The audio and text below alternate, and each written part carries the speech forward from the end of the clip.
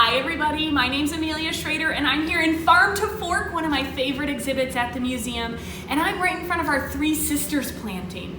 And our Three Sisters planting is a special way that we recognize our Native American partners in the community by showing one of the ways that they grow fruits and vegetables. So how a Three Sisters mound or Three Sister planting works is that you plant the corns, the beans, the squash all together on one mound, and they actually support each other and how they grow, where the beans grow up the corn stalk.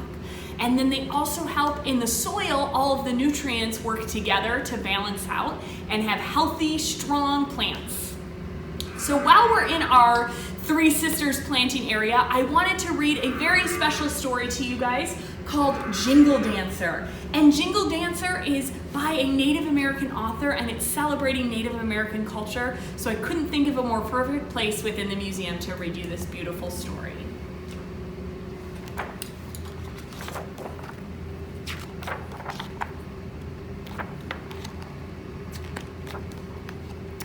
Tink, tink, tink, tink, sang cone-shaped jingles sewn in Grandma Wolf's dress. Every grandma bounce-stepped brought clattering tinks as light burned silver against the jingles of tin. Jana daydreamed at the kitchen table, tasting honey on fry bread, her heart beating to the brum, brum, brum, brum of the powwow drum. As moon kissed sun goodnight, Jenna shifted her head on Grandma Wolf's shoulder. I want a jingle dance too. Next powwow, you could dance, girls, Grandma Wolf answered, but we do not have enough time to mail order tins for rolling jingles. Again and again, Jenna watched a videotape of Grandma Wolf jingle dancing.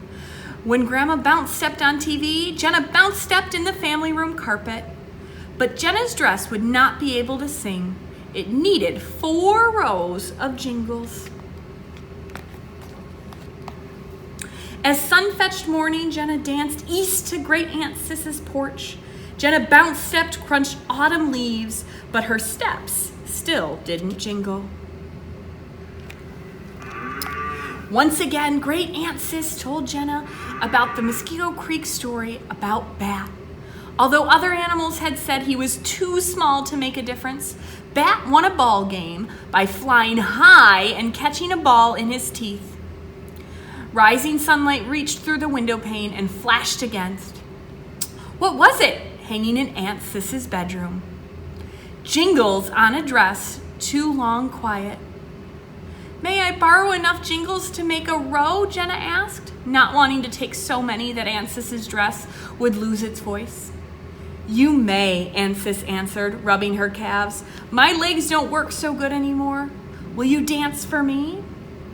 I will, said Jenna with a kiss on Aunt Sis's cheek. Now Jenna's dress needed 3 more rows. As sun arrived at mid-circle, Jenna skipped south to Mrs. Scott's brand new duplex. At Jenna's side, jingles clinked. Mrs. Scott led Jenna into the kitchen. Once again, Jenna rolled dough with Mrs. Scott, and Mrs. Scott fried it. May I borrow enough jingles to make a row? Jenna asked, not wanting to take so many that Mrs. Scott's dress would lose its voice. You may, Mrs. Scott answered, tossing flour with her apron. At powwow, I'll be busy selling fry bread and Indian tacos. Will you dance for me? I will, said Jenna with a high five. Now Jenna's dress needed 2 more rows. As sun caught a glimpse of moon, Jenna strolled west to Cousin Elizabeth's apartment. At Jenna's side, jingles clinked. Elizabeth had arrived home late from the law firm. Once again, Jenna helped Elizabeth carry in her files. May I borrow enough jingles to make a row? Jenna asked, not wanting to take so many that Elizabeth's dress would lose its voice. You may, Elizabeth answered, burrowing through her messy closet for her jingle dress. This weekend I'm working on a big case and I can't go to powwow. Will you dance for me? I will, said Jenna, clasping her cousin's hands. Now Jenna's dress needed 1 more row of jingles. but she didn't know which way to turn. As moon glowed pale, Jenna shuffled north to Grandma Wolf's. At Jenna's side, Jingle sat silent, high above clouds, wavered like worried ghosts. When Jenna tugged upon the open door, Jingle sang, tink, tink, tink. Grandma Wolf was jingle dancing on TV. Jenna breathed in every hey-oh-hey of the powwow song, a heartbeat brum, brum, brum, brum to the pounding of the drum. On family room carpet, beaded moccasins waited for Jenna's feet. She shucked off her sneakers and slipped on the moccasins that long before had danced with Grandma Wolf. Jenna knew where to find her fourth row. "May I borrow enough jingles to make a row?" Jenna asked, not wanting to take so many that Grandma Wolf's dress would lose its voice. "You may," Grandma said with a hug. Now Jenna's dress could sing. Every night that week, Jenna helped Grandma Wolf sew the jingles and bring together the dance regalia. Every night, Jenna practiced her bounce steps.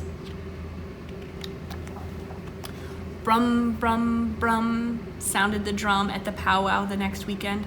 The lights blurred silver and Jenna jingle danced. For Great Aunt Sis, whose legs ached. For Elizabeth, who worked on her big case. For Mrs. Scott, who sold fry bread. And for Grandma Wolf, who warmed like the sun. Tink, tink, tink. Well, my friends, I hope you enjoyed this very special story. And if you want to check it out yourselves at home, you can always visit the Buffalo and Erie County Public Library, which is where I got my copy, and you can borrow your very own to read along at home. I hope we see you again soon, friends. Have a good day.